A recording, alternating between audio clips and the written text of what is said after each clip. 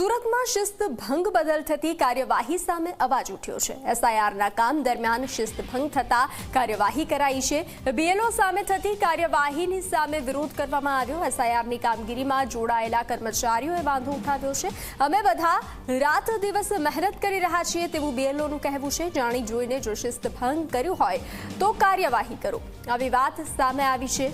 એસઆઈઆરની કામગીરીમાં જોડાયેલા કર્મચારીઓએ વાંધો ઉઠાવ્યો છે।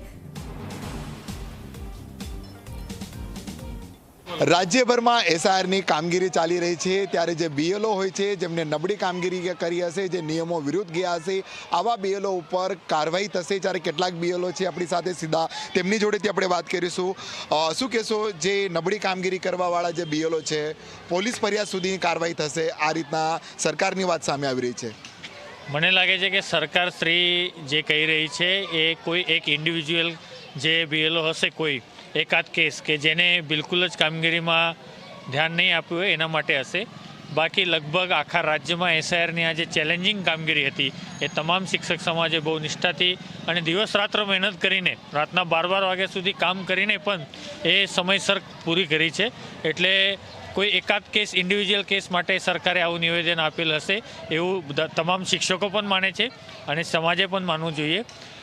છતાં પણ અમારી સરકારશ્રીને વિનંતી છે કે આવા તબક્કે અને આવી કઠિન કામગીરીમાં આવા સ્ટેટમેન્ટ જાહેરમાં ના આપે, જેનાથી અન્ય શિક્ષકોને મોરલ ડાઉન ના થાય અથવા તો એ પોતે મેન્ટલ પ્રેશર ફીલ ના કરે।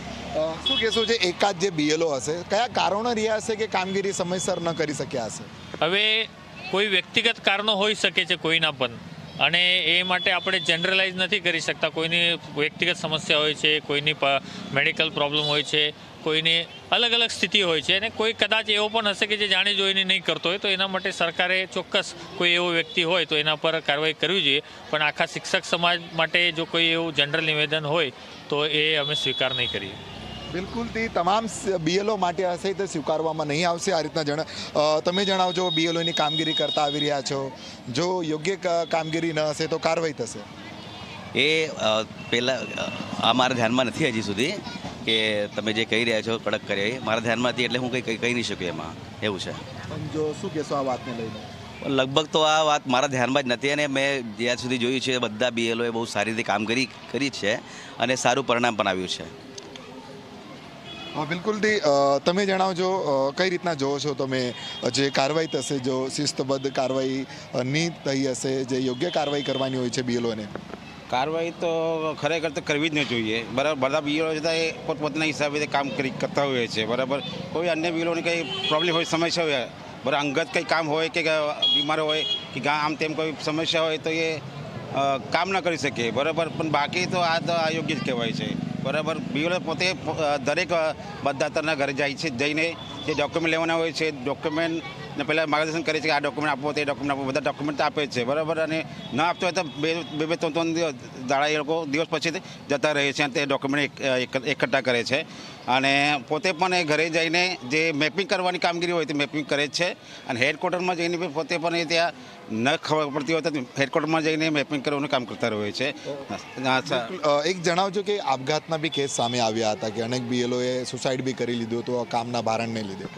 એ જ્યારે એસઆઈઆરની કામગીરી શરૂ થઈ શરૂઆતમાં ત્યારે દિવસો ઓછા હતા અને પ્રેશર વધારે હતું, એટલે કેટલાક શિક્ષકો એ પ્રેશરમાં આવીને એમને આ એક દુઃખદ પગલું લીધેલું, જેનું અમને દુઃખ છે। પણ પછી અમે પણ સરકારને વિનંતી કરેલી કે મુદત વધારવામાં આવે, પછી મુદત પણ વધારવામાં આવી। સરકાર તરફથી પણ પોતાની રીતે કામગીરીમાં સુધારો થયો અને બહુ સારી રીતે એસઆઈઆરની કામગીરી પૂરી થઈ છે, અને હવે હાલના તબક્કે આવા કોઈ કિસ્સા સામે આવ્યા નથી, એનો આનંદ છે, પણ જે પહેલાં થયું એનું દુઃખ પણ છે। બિલકુલથી હાલમાં જે રીતના એસઆઈઆરની કામગીરી ચાલી રહી છે અને જે આવા બીએલઓ હશે જેમને યોગ્ય કામગીરી ન કરી હશે તો ત્યાં આવા ઉપર કાર્યવાહી કરવામાં આવશે। ત્યારે આ કાર્યવાહીને લઈને અનેક બીએલઓનું કહેવું છે કે તમામ બીએલઓએ જે છે યોગ્ય દિશામાં કામગીરી કરી છે, સમયસર કામગીરી કરી છે, પરંતુ અમુક બીએલઓ આવા હશે કે જેમને કોઈ હેલ્થ રિલેટેડ સમસ્યા થઈ હશે કે સમયસર કરી ન શક્યા હશે, પરંતુ જાણી જોઈને જેવા બીએલઓએ કામગીરી ન કરી હશે આવા પર કાર્યવાહી કરવી જોઈએ, આ રીતના હાલ બીએલઓનું પણ માનવું છે। પ્રશાંત ડિવરે, જી મીડિયા, સુરત।